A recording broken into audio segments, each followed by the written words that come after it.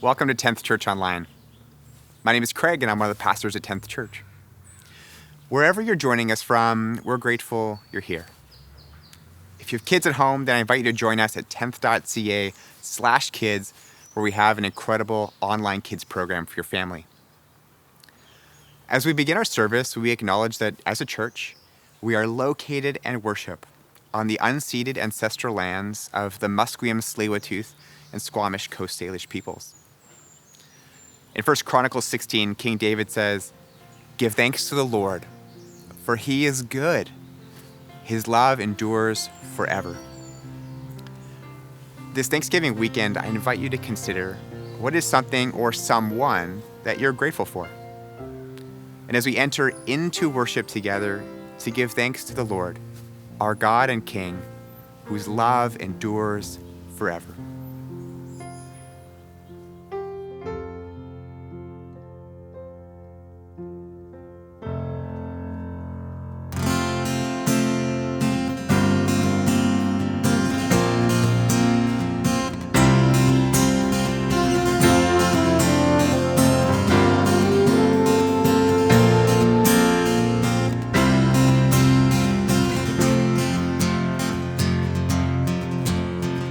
Thanks to the Lord, our God and King. His love endures forever. For he is good, he is above all things. His love endures forever. Sing praise, sing praise. With mighty hand and outstretched arm, his love endures forever. For the life that's been reborn, his love endures forever. Sing praise, sing praise, sing praise, sing praise.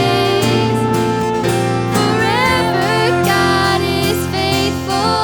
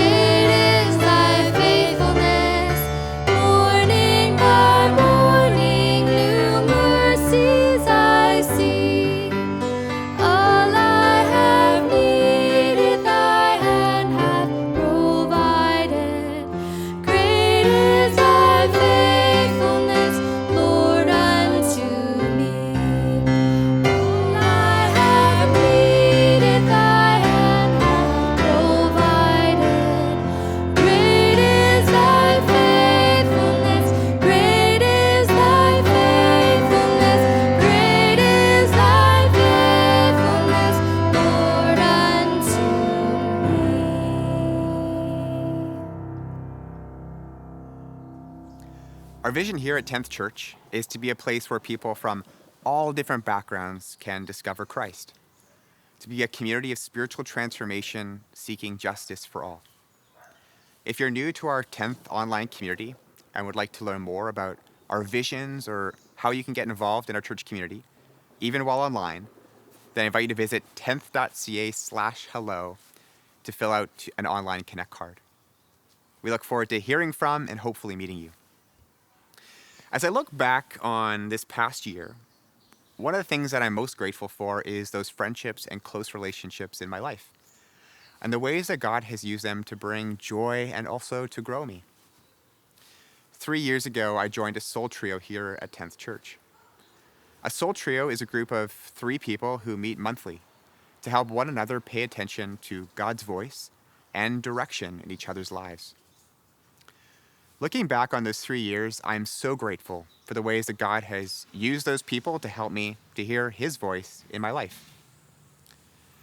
If you desire to grow deeper in Christ by learning to listen well and notice God's presence in your life, then consider joining a soul trio. We believe that this approach to community and spiritual growth will be transformational for each person who participates and for our larger church community. If you think that a soul trio would help you to grow in your relationship with God and friendship with others, then I invite you to join us at our upcoming Soul Trio Training Night on Monday, October 18th at 7:30 p.m. To learn more or sign up, you can visit 10th.ca/soultrios. 1 month ago, a handful of us gathered at Kitts Beach for an ocean baptism. It was a beautiful morning as someone from our community entered into the cool ocean water, declaring her desire to follow Jesus for the rest of her life. Being baptized isn't an end, but a beginning, where we declare before God and others our own desire to follow and trust God. Throughout our lives, Jesus shows us how we can trust Him completely, with our work, with our families, with our time, and with our finances. And when we give, we experience an opportunity to trust God more and help others to experience and grow in their relationship with Christ. When we tithe, we give to God as a way to grow in our trust and participate in His work in our city and throughout the world. To give financially, you can visit 10th.ca/give, or you can give through our new 10th Church app.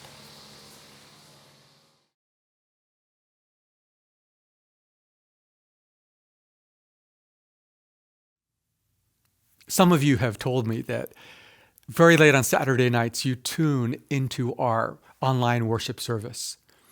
And others of you have told me that you get up early Sunday morning to watch. Starting next Sunday, we're going to be broadcasting our 11 a.m. worship service from Mount Pleasant live. And so starting next Sunday, you won't be able to access our worship service online until after 11 a.m. Pacific Standard Time. And then we'll post the worship service on our website and you'll be able to access it anytime. If you're living in Metro Vancouver, we would love to have you join us in person for one of our worship services at one of our 5 sites as we are gathering now in person. Most children don't think about the end of their life very much. When I was a kid, I would wonder, what are we having for dinner tonight? Or I'd be daydreaming at school about a road hockey game I was looking forward to after school on the cul-de-sac in front of our home. Or I'd be thinking about some TV program I wanted to watch, like Gilligan's Island or The Brady Bunch. If I thought about death at all, it was a very fleeting thought. As we grow older, we think about death more regularly, but it still remains very abstract and far away. A pastor I know is 71 years old. And last year in February, so this would be just before the pandemic, he was traveling from Malaysia back home to New York City when he developed this intestinal infection. So when he got home, he booked an appointment with his doctor, had a scan, and the scan seemed to show that he had these enlarged lymph nodes in his abdomen. The doctor said, no cause for concern, but why don't you come back in a few months just to check? Well, at the follow-up appointment a few months later, he learned that he had pancreatic cancer. And he thought to himself, what? No, this can't be happening to me. Death doesn't happen to me, it happens to other people. This pastor had spoken with countless people about their death. He had even written a book about death. But when he first realized he had pancreatic cancer, he was in denial about his own probable earlier than expected death. Ernest Becker was a professor at Simon Fraser University here in Burnaby. And he wrote the Pulitzer Prize-winning book, The Denial of Death. And in that book, Professor Becker points out that all human beings have a terror of death, but we suppress our fear by denying it. He says we deny death by trying to contribute something heroic to the world. Or we deny death by pursuing a romance or chasing pleasure or entertaining ourselves or just getting busy and distracting ourselves. We've been in a series in the book of Ecclesiastes in the Bible. And the central character, King Solomon, or someone taking on Solomon's persona, has been on this quest for meaning. And in the text we're going to look at today from Ecclesiastes 7, he will urge us not to deny death, but to face it squarely. In Ecclesiastes 7, 1-4, he writes these words: "A good name is better than fine perfume, and the day of death better than the day of birth. It is better to go to a house of mourning than to go to a house of feasting. For death is the destiny of everyone. The living should take this to heart. Frustration is better than laughter, because the sad face is good for the heart. The heart of the wise is in the house of mourning, but the heart of fools is in the house of pleasure." May God speak to us through these words today.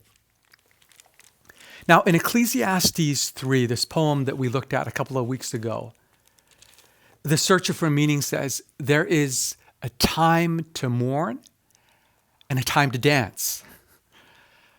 There is a time to weep and a time to laugh. And Scripture tells us that dancing and laughter and joy are good things, whether on Thanksgiving Sunday or Monday or on any day. So when the searcher says in verse 2, it is better to go to a house of mourning than to a house of feasting, what does he mean? He's saying in the context that insofar as acquiring wisdom is concerned, it is better to go to a house of mourning where there has been death or a reminder that life is brief than to go to a house of birth. Now, obviously, the birth of a baby is a wonderful, joyous, and great occasion. But the searcher for meaning is saying that the house of mourning or the house of death will be more instructive. It will impart more wisdom than the house that gives birth.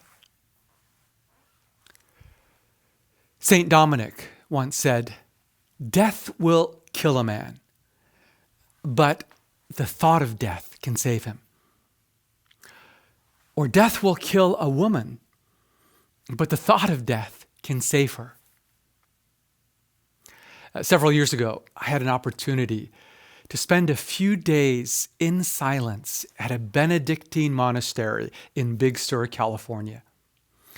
And as I was checking in, the monk behind the counter asked me, "So how did you find out about New Camaldoli Monastery?"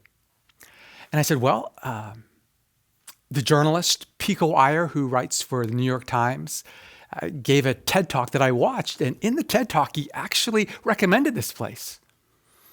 And the monk's eyes lit up and said, "Pico Iyer, he checked in about an hour ago, and I think he's staying 2 doors down from you." It was supposed to be a silent retreat, but I saw Pico in the bookstore talking to the abbot of the monastery. And so a little while later, when he was alone, I approached him and said, "Excuse me, I know this is a silent retreat, but I just wanted to mention that I love your writing, and the reason I'm here at the monastery is because you recommended this place in your TED Talk." And Pico said, "Oh, I'm glad to meet you. We should get together and have a conversation. We should get together and talk tonight." And so we met up in the chapel, and we had this great conversation. And partway during our talk together, I said something like, "Pico, from what I can gather, you're not a religious person. You're not sure of God's existence, so you're not sure you believe in God. Why is it that you come regularly to this Christian monastery?" And Pico said, "There are 2 things that bring me real clarity in life. One is when I receive a phone call telling me that a loved one has just 6 months to live. And as I'm walking down the hall of the hospital to go visit this loved one, I don't care where they went to school or what their title is or how much money they have in the bank. When I'm walking toward them, when I'm in their presence, what's most important becomes really clear. So being faced with death brings real clarity to me. And the other thing that brings me real clarity is silence. And that's why I come to the monastery at least once a year and ideally twice." There's something about death or the thought of death and silence that can shed us of the superficial and clarify what is most important in life. And in this message, the searcher for meaning suggests that being exposed to death or the brevity of life can bring us real wisdom.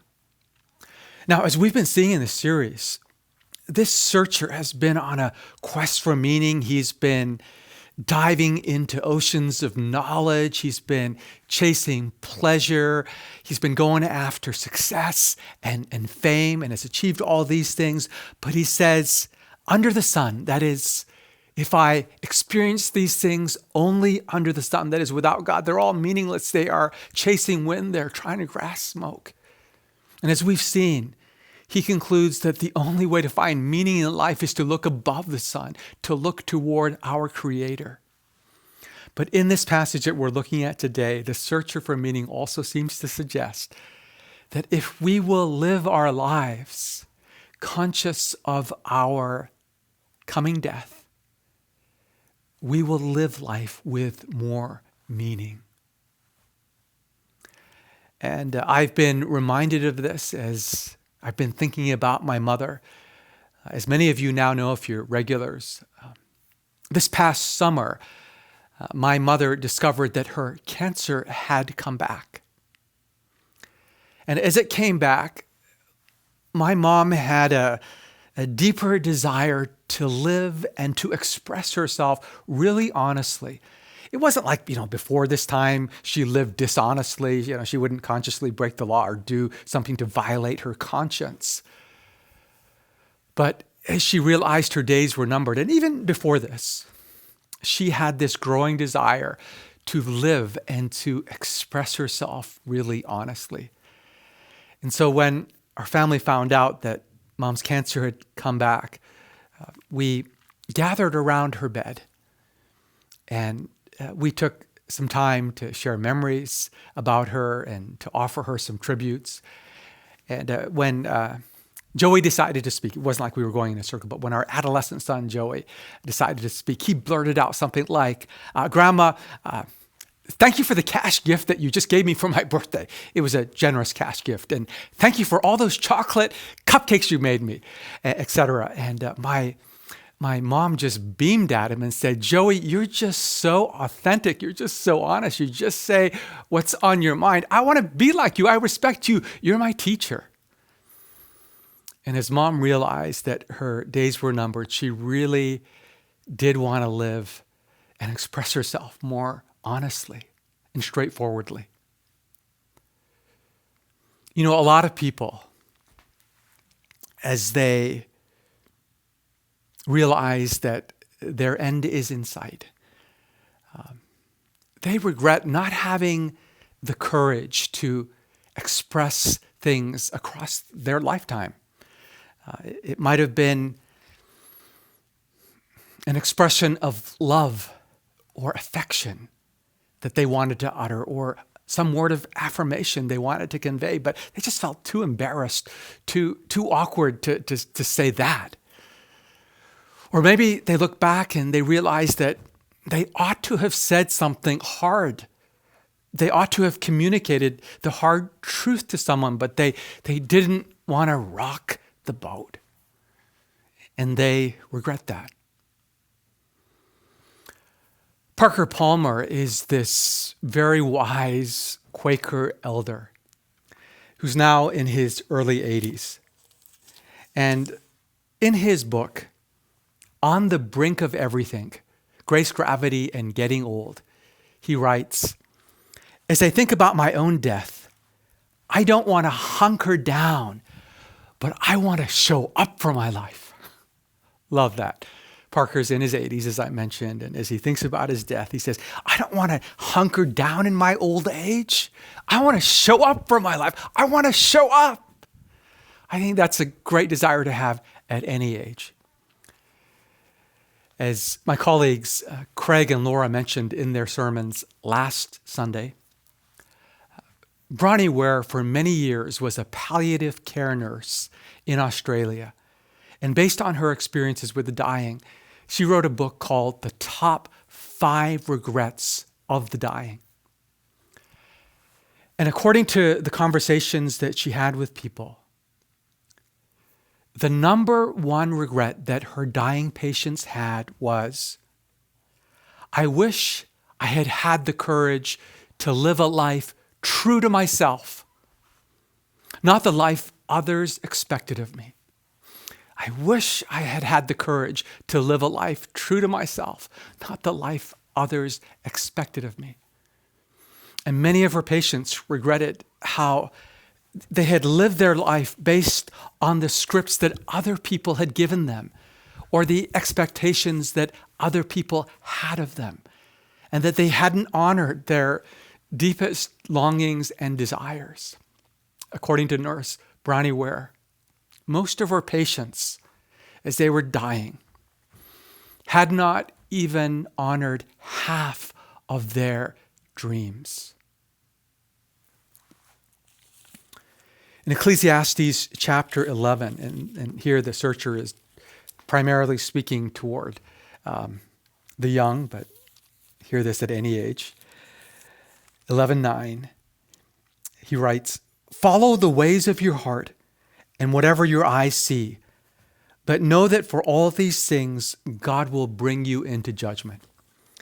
And so the searcher for meaning is saying, follow your heart. Honor your deep longings and desires. Lean into life and enjoy life. But just be mindful that for all these things, God will bring you into judgment. Now, we read that line about one day standing before God on Judgment Day as a kind of word of caution, as a kind of warning. And perhaps we should. But as the respected commentator C.L. Seow observes, we human beings are called by God to enjoy life. And one day God will hold us to account for our failure to enjoy life. So the searcher for meaning is saying, honor your deep desires. You can do this whether you're young or old or somewhere in between. The author, Mary Pfeiffer, in her wise book, Another Country, Navigating the Emotional Terrain of Our Elders, says that when you realize death is coming and you think to yourself, I may only be able to walk this beach 7 more times, there's something about that knowledge that causes you to savor that walk, to really enjoy it. The pastor that I mentioned who has pancreatic cancer says that as he faces death, there's never been more grief that has risen up in his soul, but there's also never been more joy that he's known as he really savors life and the gifts of God and the people in his world. And so the searcher for meaning tells us that death, or the thought of death, can bring us wisdom.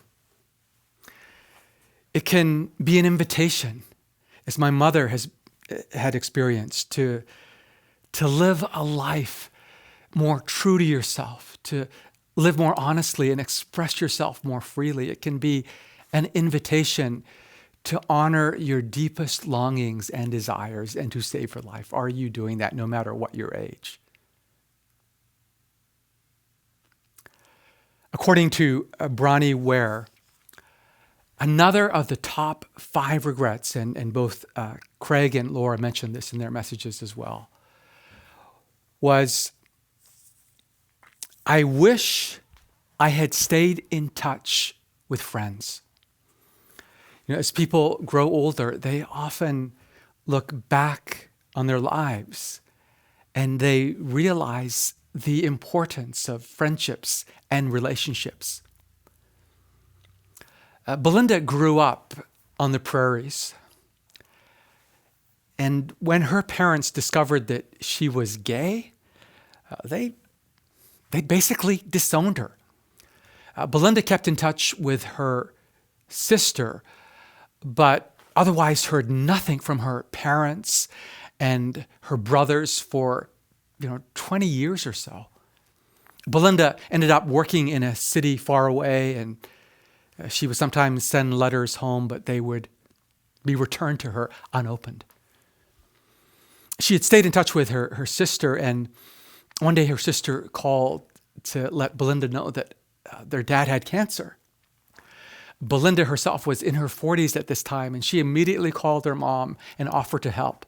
And to Belinda's surprise, her mom started crying and accepted her offer for help, in part because her mother could actually use the help, but also as her mother saw that her husband, Belinda's father, had cancer. She was reminded of how brief life is and how much she missed her daughter, Belinda, and how much she really valued that relationship. And again, no matter what our age, when we recognize how brief life on earth is, we tend to value relationships more. And the thought of death, or being exposed to death, and the brevity of life can inspire us to invest in a relationship, to maintain a relationship, to reconnect with someone with whom we have been estranged. Now, obviously, there are certain cases where relationships cannot be repaired. There are other relationships that should not be reestablished, perhaps because there were abusive actions in that relationship or some other reason. But even if we have been hurt in a relationship, and pretty much all of us have been if we've lived long enough, a reminder through death that life is brief can inspire us. And I realize this is a process, but we can be inspired to, with God's help, let go of our anger and bitterness and forgive. I find Najwa Zebian's words so helpful. She says, "Today, I decided to forgive you, not because you apologized or because you acknowledge the pain you caused me, but because my soul deserves peace. Love those words. Today I decided to forgive you, not because you apologized or because you acknowledged the hurt you caused me, but because my soul deserves peace. And so death, or the thought of death, can teach us how fleeting life is. And it can be an invitation for us to live and express ourselves honestly, to honor our deepest longings and desires. It can also cause us to value our relationships more. Another one of the top 5 regrets that Bronnie Ware, the palliative care nurse, listed was, I wish I didn't work so hard. So this, again, came from her patients. As her patients approached death, many people regretted spending so much time and energy chasing money or titles or honors. And they regretted missing their children's youth or the companionship of a partner or a friend. And many people felt, I wish I had been willing to simplify my lifestyle. And I wouldn't have had to work so much, and I could have spent more time with people and the things that are most important in life. I remember spending time with a pastor in New York City who had been a kind of mentor to me. We were sharing a bagel, and he had thyroid cancer. And so I sort of gently raised the subject and said, what was it like for you to have had cancer? And he responded across the table by saying, what do you mean? What's it like not to be dead? And I said, yeah, I guess. What did you learn from that, or did it change your perspective? And this pastor said, having cancer made me feel like I never wanted to do anything again just because it was a, quote, honor to do something. So he said, for example, I was invited to give a talk, a lecture at a prestigious church in Toronto. But I didn't want to do it just because it was considered an honor to do so. And so I said no to that, and I decided instead to spend my time and energy investing in some immigrant pastors in my own city here in New York.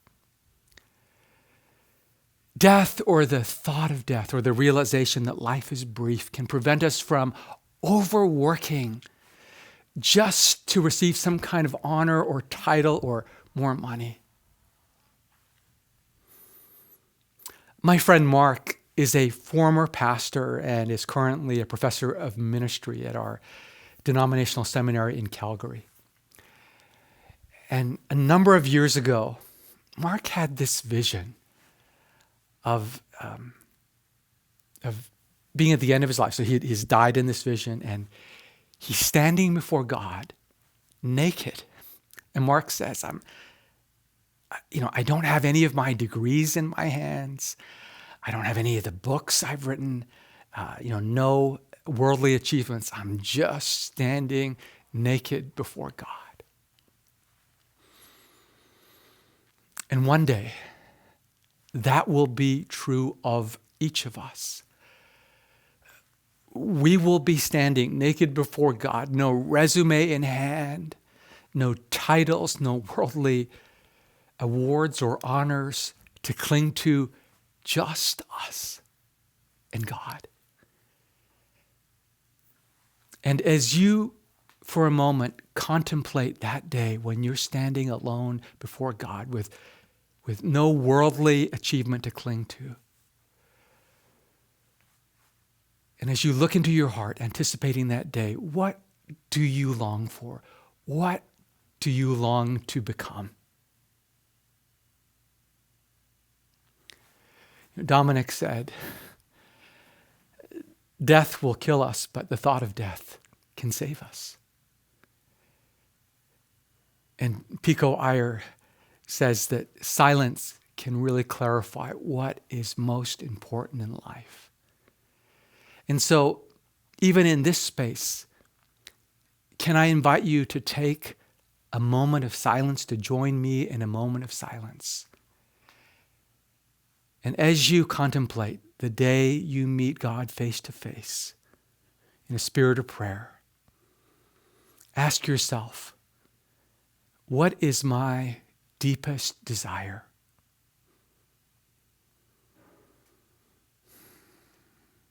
And ask yourself, what kind of person do I long to be?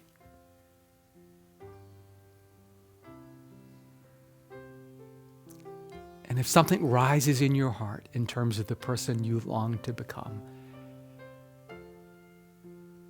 name that desire in prayer. Say, God, help me to become, and then just fill in the blank.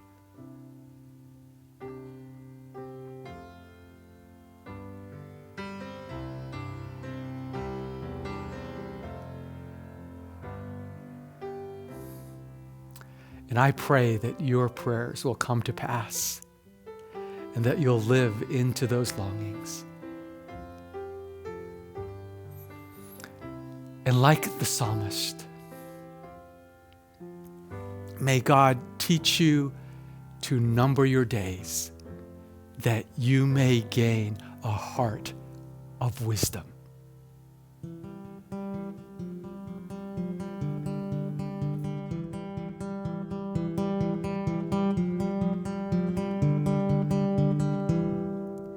Be thou my vision, O Lord of my heart. Not be all else to me, save that thou art. Thou my best thought by day or by night. Waking or sleeping, thy presence my light.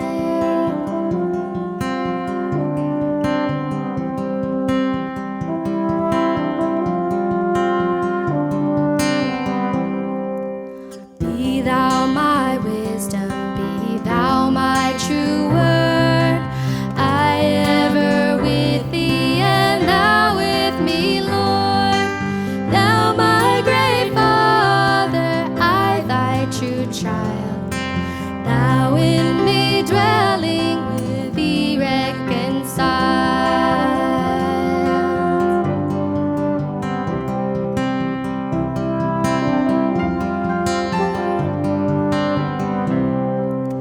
Riches I heed not, nor earth's empty praise. Thou mine inheritance now and always. Thou and thou only, first